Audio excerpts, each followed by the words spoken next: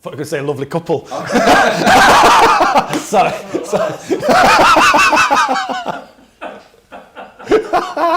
Sorry. My name is Junaid. I'm 46 years old. I converted to Islam in 2003, so 13 years. English through and through. England born and bred. I was born and raised in Sheffield. I live in Wakefield in West Yorkshire now. But yes, as English as I think you can get. I'm of a Christian background, Church of England. My parents were definitely had a belief and a faith. We did Sunday school up to the age of maybe 4, 5, 6 years old. At that point, we moved house, and as we moved house, I think that never continued. Kind of a belief and faith was always there in the household, but not necessarily a driven religious belief or faith. But it kind of always fell within me. As I grew a little bit older, because it was covered at school, we always looked at religion. Religion was something that was very important. I then started actually going to Christian groups myself. Not much older than that, probably 8, 9, 10 years old, and that carried on for quite a few years. So there was always a belief and a faith and a need or desire to know about religion. Then I kind of hit the mid-teen years, and kind of the if you like, the religion side faded away a little bit. The faith never did. The being religious, if you like, never faded. But the attending classes, going 3-4 times a week, going on Fridays, going on Sundays, that subsided, shall we say, and the things that teenage boys do kind of took over, you know what I mean? And as I went through from that stage, there was always this belief, there was always this faith. I knew there was something bigger than me. I never really thought about what it was, and it was only later on that I realised that I'd always had that faith and that belief. But if nothing else, it came down to that generally speaking, people are good. If you do good things will happen. If you give, you'll get. Just a nice approach to life, but not a formal religious aspect within my life, if that makes sense. As I say, I had a good job, I had a nice car, I lived in a nice house, I had the trappings of a great life. My job at the time, I was in training, so I delivered training courses. I'd been doing it for quite a number of years. I was well educated, I'd got a master's degree. And the training that I did was in a very white male dominated industry. So it was, training to white guys who have a certain mentality and a certain mindset, and the very macho, kind of mindset and the way that they lived their life, and, the work and play was all kind of geared around the same issues and the same things. And one of the courses that we ran on a very regular basis was a 2-week residential training course. So it was based in a hotel. All the training was done in the hotel. We were resident in the hotel. So you've got a load of guys, in a hotel where they can pretty much do whatever they want in the evenings. And all they've got to do is wander out of their room into a training room the next day, and that kind of cultivated a certain kind of attitude and mindset across the course, which was amusing at times, shall we say. And it was always the same kind of things, same kind of people. And then one course, we had somebody on the course, and people went into the bar in the evening, and this person wasn't drinking. And given the kind of people that we had there, so why are you not drinking? And they explained it was because they were Muslim, and also the reason they weren't eating during the day and they weren't drinking anything was it was actually Ramadan. So my ignorance for Islam knew no bounds at this point. I didn't, through circumstance, didn't really mix with Muslims, didn't know anything about Islam. And, people were asking these questions, and I found the answers really interesting. So I just found myself sort of gravitating towards this person and having a conversation. So when you say you're fasting, what does this mean? Or when you say Ramadan, what does this mean? And then when it gets to religion, well, what does this mean? It was quite it was an enlightening, eye-opening, incredible experience, really, because all of a sudden, and I've kind of categorised it afterwards or explained it afterwards, that I found I was receiving lots of answers to questions I didn't realise I had. And it all made perfect sense, and it was all very rational, and it was just like, wow. So this is the same religion in effect. I mean, this is what I've lived for all of my life. It's not your religion and my religion. There's no difference. It's the same. You know. Also, Jesus Christ is an amazing individual, but he's not God. You know, he's an individual. He's a person. He's a prophet. That kind of makes more sense. You know, and just lots of things and conversations. And so across this 2 weeks, where everybody else would disappear to the bar, I would be just tapping this person for information and just pulling information out and conversing, and gradually all these lights were coming on, and it just made so much sense.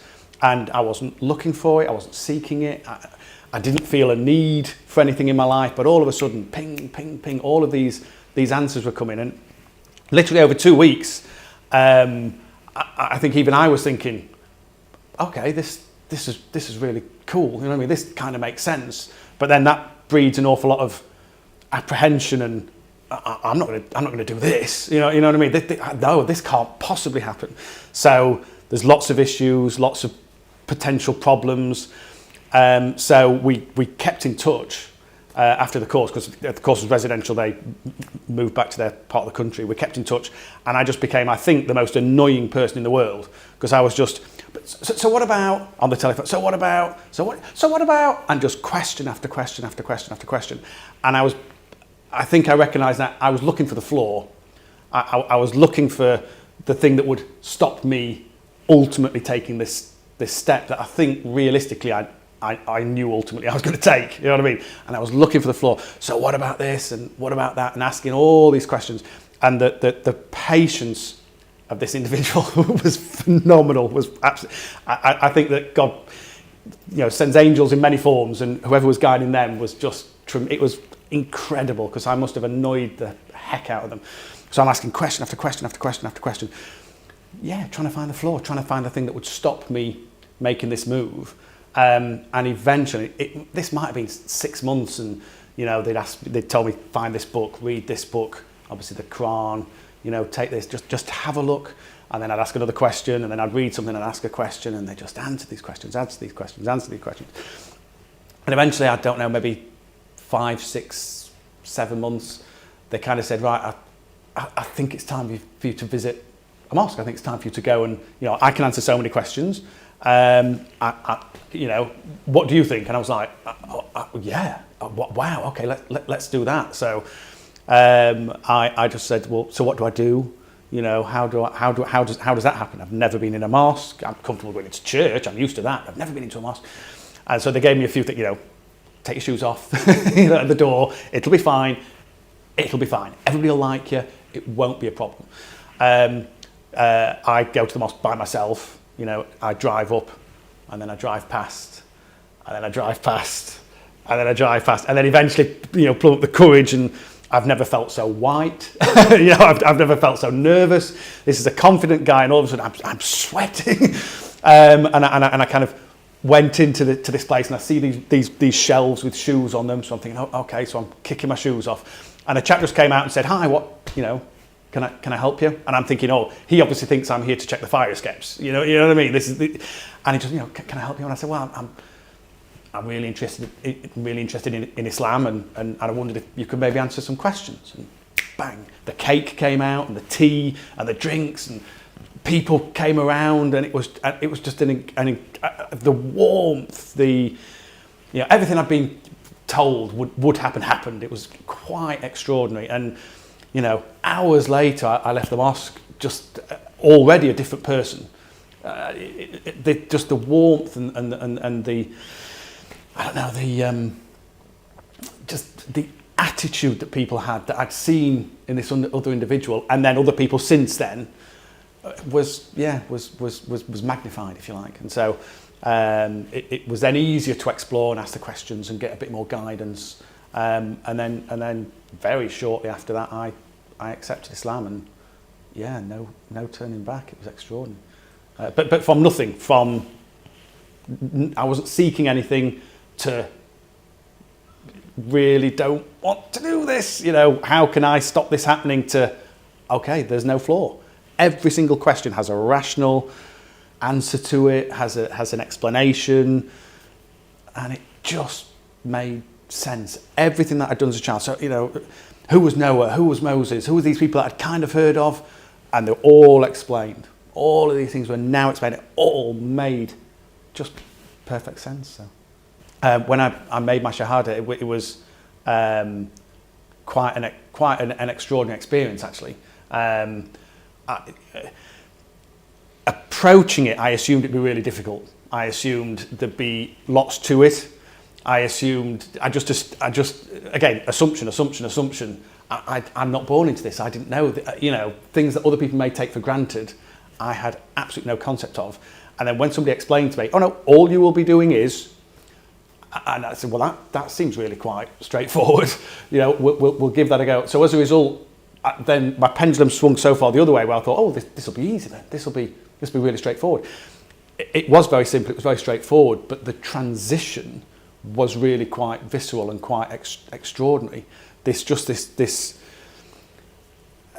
I want to say a feeling of warmth or a glow. I don't know really how to describe it, but there was a physical manifest. There was a change that you could feel the change, if that makes sense. Where you say these words and you say them in Arabic, and then somebody's explaining what that means in English. It's not just a case of, say these words and we're not going to tell you what it's all explaining, you're told. It's a very simple statement, but such a profound statement, but such an obvious one, saying, I believe in one God, and I believe that the Prophet Muhammad, may peace be upon him, is his messenger.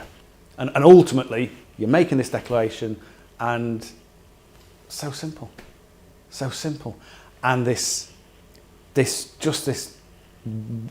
I'm repeating myself, I apologise, but this warmth, this glow, I could feel the transition. It was extraordinary. It was absolutely extraordinary.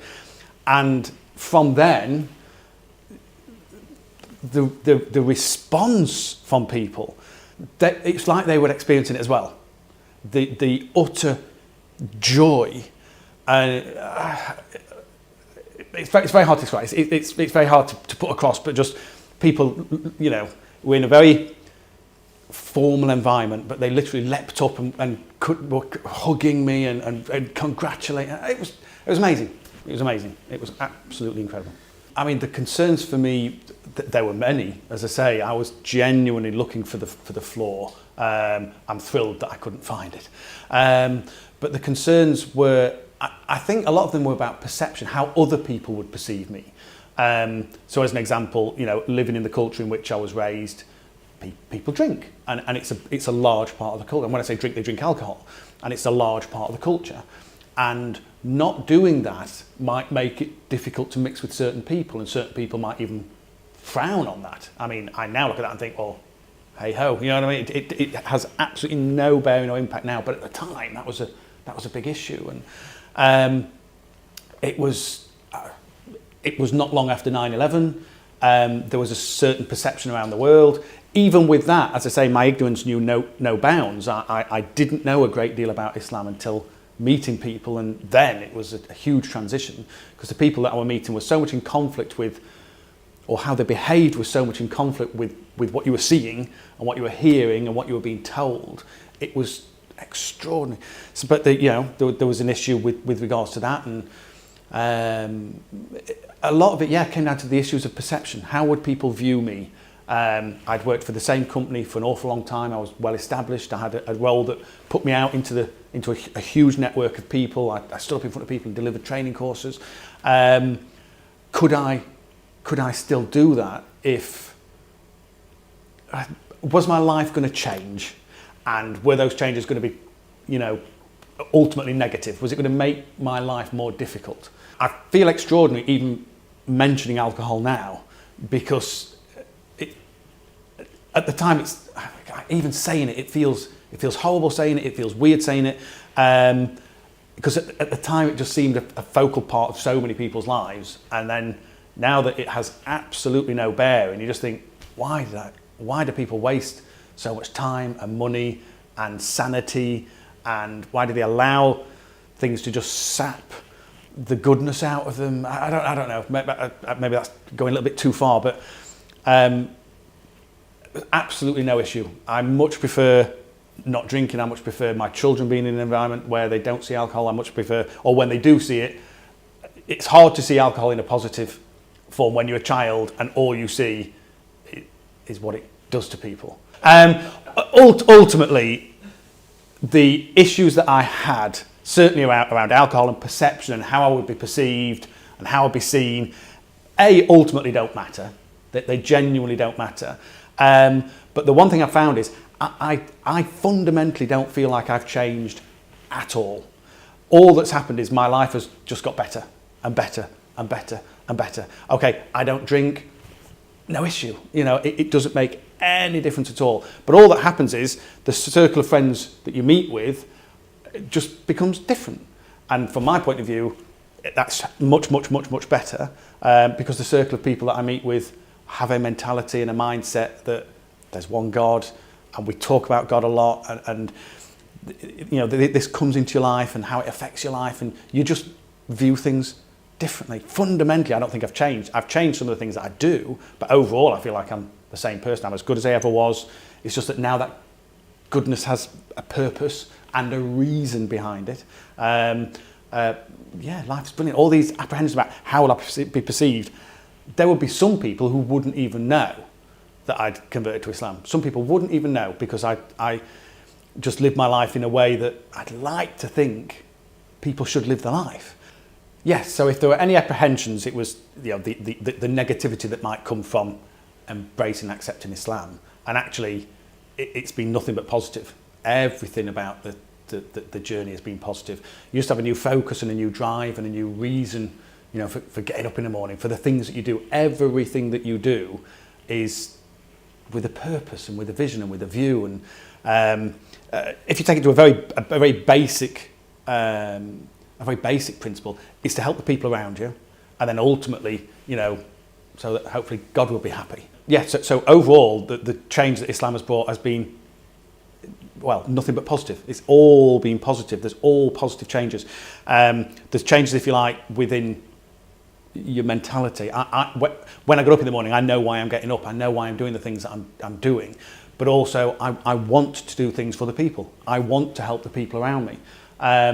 One of the things that I find in the Muslims that I meet and the Muslims that I speak to is this desire to help those around them, the desire to help your neighbour, the desire to help anybody around you. Whether they're Muslim or not, anybody that comes to you, you're actively trying to find a way to help them. Because if you can help them, if you can help their life, if you can make their life a little bit better, the world gets a bit better, and God should be happy with that. All of these things, it's what people should do. But you now realise why you're doing it, and it's an amazing feeling, and it's there all the time. And I see my children doing it. I see my children wanting to help other people. I see my wife help, all my friends. It's extra, and not you don't lose anything from that. You're gaining all the time. It's not about you giving things away. It's what you get from helping other people. So the religion encourages you to help other people, but all the time that's happening, you're growing, and you can feel this. You get a great feeling and a great sense of joy whilst you live your life. That's as well as everything that you get from the religion itself. Just your whole philosophy, your whole way of life is, what can I do to better the world? What can I do to better the people around me? And as a result, what can I do to improve myself? I'm not one for giving advice, but my first piece of advice would be ask questions. There'll be lots of things running around your head where you're thinking, well, what about? Ask the questions, because I'm telling you, there will be an answer, and it'll be an answer that will make this journey more easy for you. And ultimately, do it. Do it. I can't be one to tell you, and it is entirely up to you. All I would say is the temptation to procrastinate and put things off in life is a big one. Not with this. If you want life to get better and improve, I personally would say, do it. But that's up to you. It's up to you. Ask the questions, alleviate the doubt, and take the step.